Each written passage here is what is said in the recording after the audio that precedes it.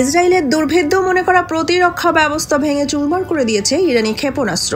Iron ডোম, David sling কিংবা arrow system কিছুই ঠেকাতে পারছে না ইরানের লাগাতার হামলা।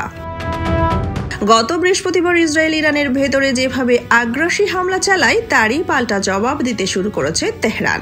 এখন পর্যন্ত 250 থেকে 300-র মতো ক্ষেপণাস্ত্র নিক্ষেপ করেছে ইরান, যার বড় একটা অংশ ঢুকে পড়েছে ইসরায়েলের আকাশ প্রতিরক্ষার ফাঁক গলে। ইসরায়েলি সেনাবাহিনীর দাবি, আমরা 80 থেকে 90% ক্ষেপণাস্ত্র ঠেকাতে পেরেছি। বাস্তব চিত্র বলছে ভিন্ন কথা। বিস্ফোরণে কেঁপে উঠছে তেল আবিব, হাইফা ও জেরুজালেমের মতো শহরগুলো। বিশ্লেষকদের মতে ইসরায়েলের প্রতিরক্ষা ব্যবস্থা 3 স্তরে বিভক্ত। আয়রন ডোম ছোট রকেট মর্টার ঠেকাতে কার্যকর।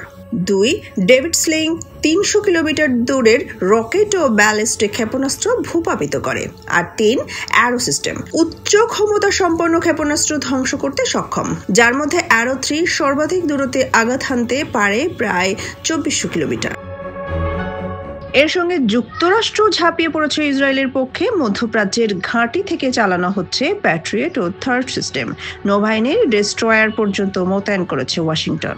তবে প্রশ্ন উঠছে, এত প্রযুক্তি, এত ব্যয়বহুল প্রতিরক্ষা ব্যবস্থা দিয়েও কি ইরানের ক্ষেপণাস্ত্র রোধ করা যাচ্ছে না?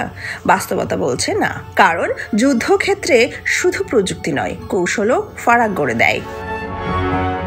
এখন শুধু সময়ের অপেক্ষা, এই সংঘাত কবে থামবে আর কত প্রাণ যাবে। তবে এক জিনিস নিশ্চিত, ইসরায়েলের অজেয় প্রতিরক্ষা আর আগের মতো অজেয় নেই।